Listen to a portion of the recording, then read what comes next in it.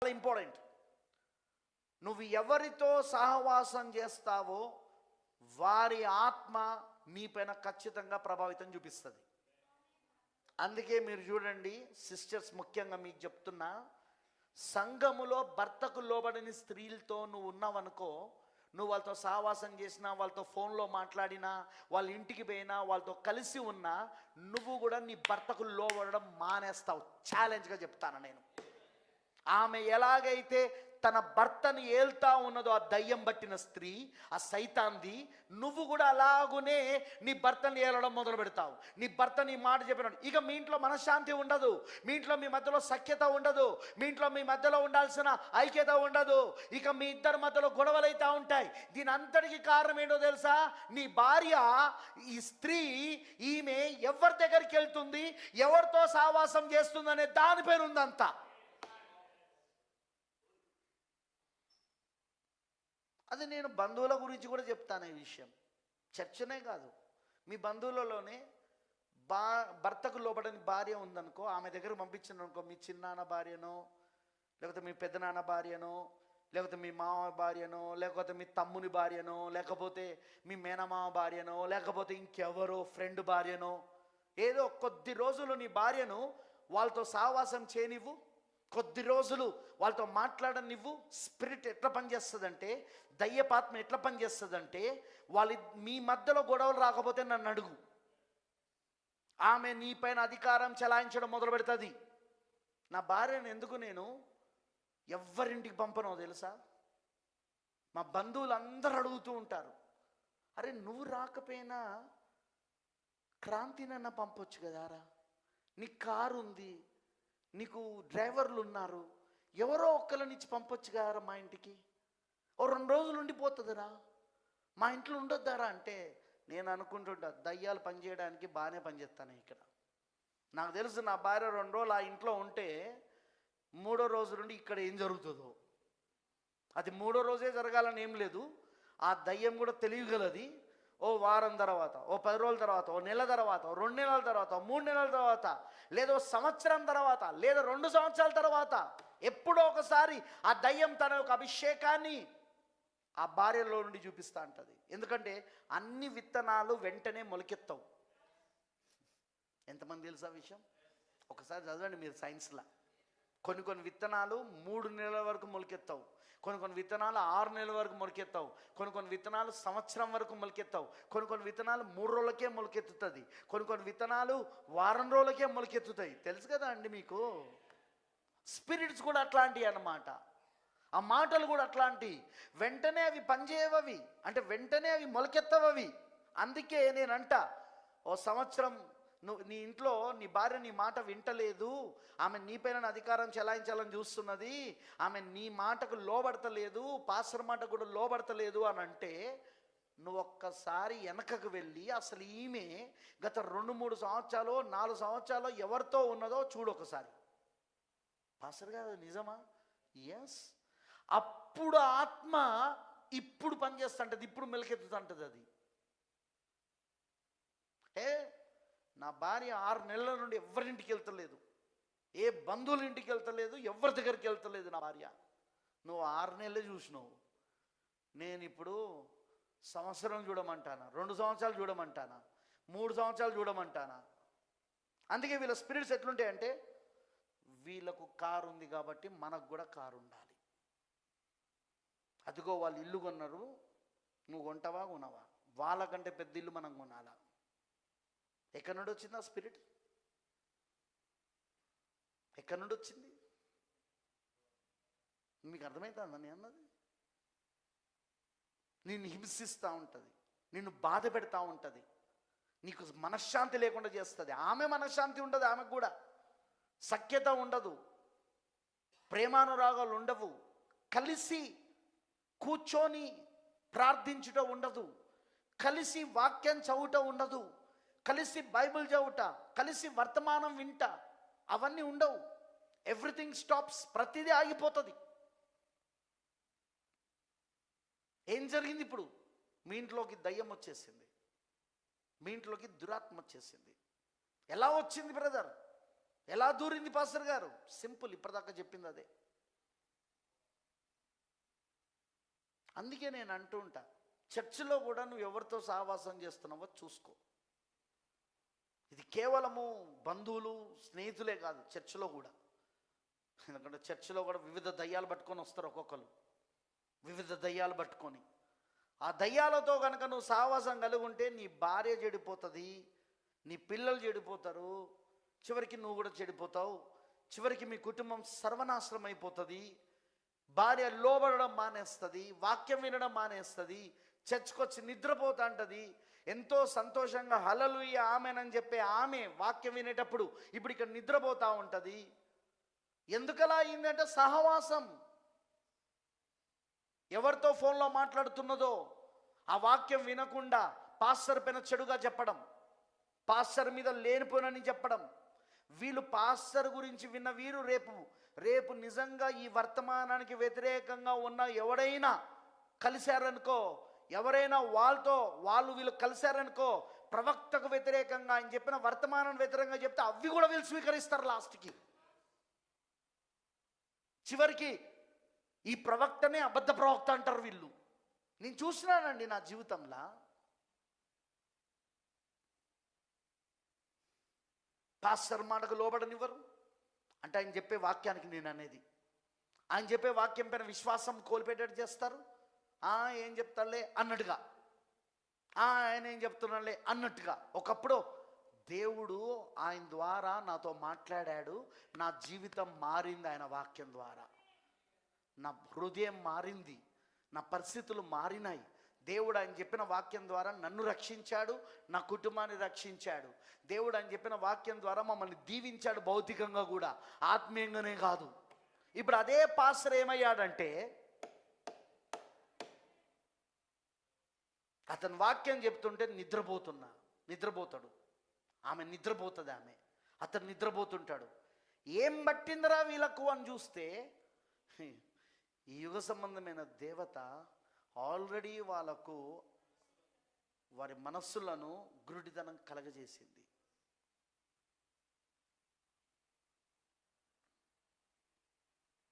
ఖచ్చితంగా చెప్తున్నా నేను, ఏర్పాట్లో ఎన్నికలో లేకపోతే అట్లనే నశించిపోతారు.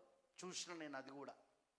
నశించిపోయి పిచ్చోలై తిరుగుతున్నారు వరంగల్లా, పిచ్చోలై వరంగల్లా నశించిపోయి. కొందరు కంప్లీట్గా లోకంలో కలిసిపోయారు, దొంగలుగా తయారయ్యారు, మోసగాళ్ళుగా తయారయ్యారు, అబద్ధికులుగా తయారయ్యారు. ఎవరు వీళ్ళు? ఒకప్పుడు వర్తమానంలో ఉన్నోళ్ళు, ఒకప్పుడు మెసేజ్లో ఉన్నోళ్ళు, ఒకప్పుడు కూర్చొని ఆమెన్ అని అరిసినోళ్ళు. ఏమైంది వీళ్ళకు? దయ్యం వీళ్ళని పట్టింది, దయ్యం వీళ్ళని మోసం చేసింది. ఫ్రెండ్స్, గుర్తుపెట్టుకోనండి, దేవుడు వాక్యము చెప్పినట్లుగా, వర్తమానము చెప్పినట్లుగా, లేఖనము చెప్పినట్లుగా నువ్వు గనుక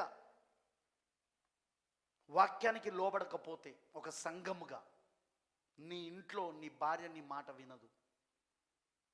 సంఘములో పురుషుడు వాక్యానికి లోబడకపోతే ఇంట్లో భార్య నీ మాటకు లోబడదు. అది లేఖనం. అది నువ్వు వాక్యానికి లోబడుట చూసియే నీ భార్య నీ మాటకు లోబడతాదని ఉంది బైబిల్లో. ఎఫెసీ పత్రికలో రాయబడింది ఆ విషయం. ఎందుకంటే తమ భర్తలకు శిరస్సు ఎవరంటే క్రీస్తు. క్రీస్తుకు భర్త లోబడుతున్నప్పుడు అప్పుడు భర్తకు శిరస్సుగా ఉన్న భర్తకు భార్య లోబడుతుంది. That's way. అది విధానం, పనిచేసే విధానం, అది దేవుని ఆత్మ పనిచేసే విధానం. అది నేను చెప్పేది అర్థమవుతుందా? అదే విధంగా స్త్రీ పురుషునికి లోబడినప్పుడు, సపురుషునికి, భర్తకు, అప్పుడు భర్త ఒకవేళ క్రీస్తుకు లోబడిన వాడైనా సరే నీకున్న పవిత్రమైన ప్రవర్తనను చూసి వాక్యము లేకుండానే వాళ్ళు రాబట్టబడవచ్చని ఇక్కడ పేతురు రాస్తున్నాడు. ఎందుకు? నువ్వు లోబడే జీవితాన్ని చూసి, నీ భర్తకు నువ్వు లోబడే జీవితాన్ని చూసి వాళ్ళు అట్రాక్ట్ అవుతారు, వాళ్ళు ఆకర్షించబడతారు, వాళ్ళు భయపడతారు నిన్ను చూస్తే. బ్రదర్ ఒక తాగుబోతు గురించి చెప్పాడు, గుర్తున్నదా నీకు? ఆయన భార్య ఒక క్రైస్తవురాలు.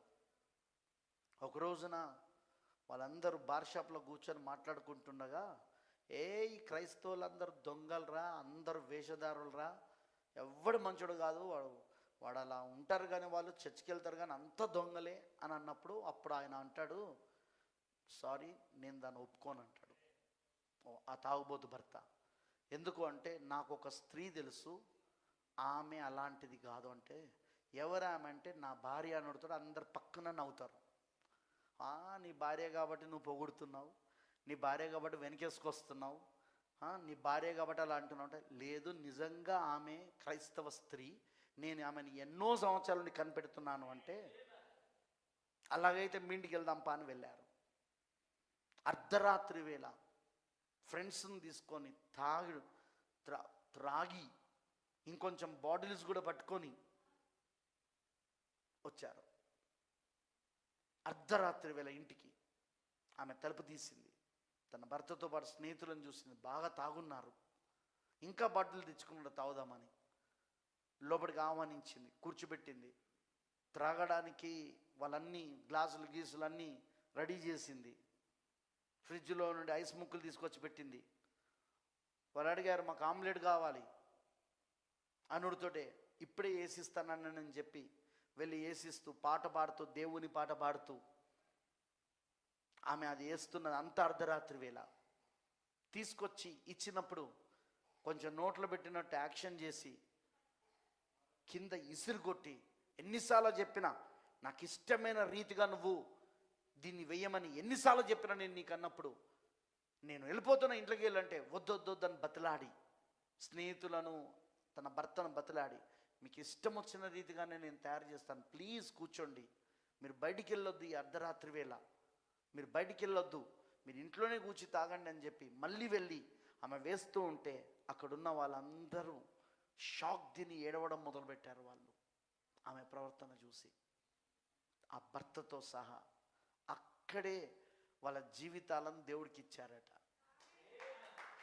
అక్కడే వాళ్ళు మోకాలపై నుండి ప్రార్థన చేయడం మొదలుపెట్టారు.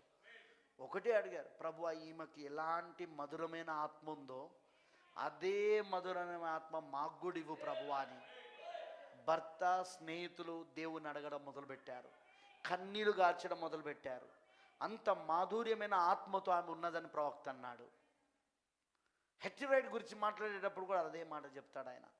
సిస్టర్ హెట్టి రైట్, ఆమె ఒక పేద విధవరాలు ఆమె, కానీ ఆమెలో ఉన్న ఆత్మ మధురమైన ఆత్మ అంటాడు ప్రాఫెట్. అందుకే ప్రవక్త తను చాలాసార్లు ఏదైనా వేటాడితే కొంత మాంసాన్ని తీసుకుపోయి వాళ్ళకి ఇస్తాడు. అంతేకాకుండా తను వేటాడిన దాంట్లో జంతు మాంసాన్ని తీసుకుపోయి వాళ్ళకి ఇవ్వడమే కాకుండా ఆమెను వండమంటాడు. వండి ఆయన కూడా తింటాడు వాళ్ళతో కలిసి, డిన్నర్ చేస్తాడు వాళ్ళతో కలిసి, లంచ్ చేస్తాడు. అంత పేదరాళ్ళ ఇంటికి ఆయన వెళ్ళడానికి కారణం ఏలియా అంతే కదా అండి. దేవుడు ఏలియాని ఎక్కడ పంపించాడు? ఆ పేద విధవరాలింటికి పంపించాడా లేదా? అవునా లేదా? అక్కడే భోజనం చేశాడా లేదా? గుణలక్షణాలు మనం గమనించాలన్నమాట. ఈయన ఎవరు? ఏలియా. ఈయన ఆమెలో ఉన్న ఆత్మను పట్టుకున్నాడు. దేవుని ఒక ఆత్మ ఈయనలో ఉండి ఆమె ఆత్మను పట్టుకున్నది.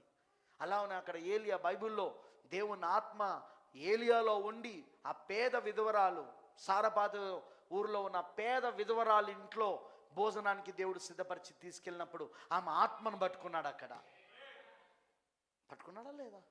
అక్కడ కూడా పలకబడిన మాట యొక్క పరిచర్య జరిగింది, మూడో ఇడుపు పరిచర్య. ఇక్కడ కూడా పలకబడిన మాట ఒక పరిచర్య, మూడో ఇడుపు పరిచర్య జరిగిందా లేదా? అక్కడో సృష్టము సృజించబడింది, ఇక్కడనో పలకబడిన మాట ద్వారా సృష్టం సృజించబడితే, అదే ఇక్కడనో ఏం జరిగింది? ఏలియా అదిగో పలకబడిన మాట ద్వారా తన ఇద్దరు కుమారులు, యవన కుమారులకు రక్షణ వచ్చింది. అక్కడ కొత్త జన్మ వచ్చింది. దేవుడికి మహిమ కలుగును గాక. That is the ministry of Elijah. కానీ ఆయన పరిచర్యలో కూడా అలాంటి మధురమైన స్త్రీలు ఉన్నారా? ఈరోజు వధు పరిచర్యలో కూడా మధురమైన స్త్రీలు ఉంటారా? సంఘంలో మధురమైన స్త్రీలు ఉంటారా? గయ్యాల గంపలు ఉంటారా? మాటను బట్టి చెప్పొచ్చండి వాళ్ళ ఆత్మ ఏంటిదో. మృదువైనట్టు సాధువైనట్టు, మీక్ అండ్ క్వైట్ స్పిరిట్. ఆ తగ్గింపు కలిగిన ఆత్మ, ఆ దీనత్వం కలిగిన ఆత్మ.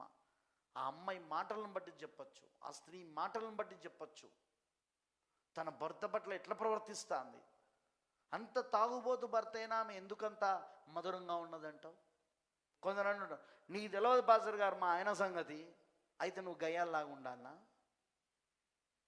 ఎగబడేదానిలాగా ఉండాలనా? కొట్టేదానిలాగా ఉండాలనా? తిట్టేదానిలాగా ఉండాలనా? ఆయన ఇష్టం వచ్చినట్లు తిట్టేదానిలాగా ఉండాలా నువ్వు? ఆమె ఆయన అట్లాంటి వాడైతే, తాగుబోతు భర్త అయితే నీలో ఉండాల్సిన మధురమైన ఆత్మ ఎటుపోయింది? నీలో ఉండాల్సిన ఆ యొక్క దాని ఏమంటారంటే సాధువైనట్టు మృదువైనట్టు ఆత్మ ఎక్కడ పోయింది?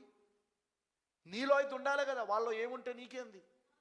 నీలో అయితే కనబడాలి కదా. అది ఎదుట పురుషుల్లో ఏది ఉంటే నీకేంది? నీ భర్తలో ఏది ఉంటేంది? నీలో ఉండాలి కదా. వాళ్ళని బట్టి నీ ఆత్మ ఎట్లా మారుతుంది? మారదు. సేమ్ థింగ్ సంఘం కూడా అంతే. సంఘానికి ఉండాల్సింది ఏంటిది? మృదువైన సాధువైన ఆత్మ, మీక్ అండ్ క్వైట్ స్పిరిట్. మృదువైన సాధువైన ఆత్మ ఉండాలి. వాక్యానికి లోబడే గుణం, మధురమైన ఆత్మ ఉండాలి. సంఘానికి మాధుర్యత గలవాలి. సంఘ కాపరి స్టేజ్ పైకి వస్తే ఆ మాధుర్యమైన ఆత్మ ఇక్కడ అల్లాడుతూ ఉండాలి. ఆ మాధుర్యమైన ఆత్మ సంఘములో అల్లాడుతూ ఉండాలి.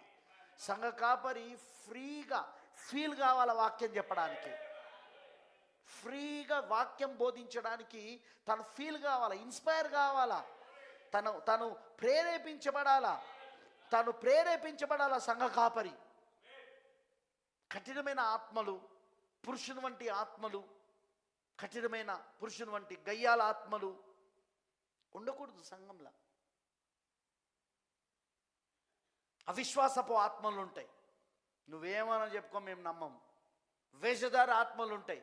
నువ్వెంత చెప్పినా నా పైన గొర్రె చర్మం, లోపల నేను తోడేలు. వాడు అనుకోడు, కానీ వాడి పైన ఆత్మ పనిచేస్తా అంటది. స్పిరిట్స్, ఆత్మలవి.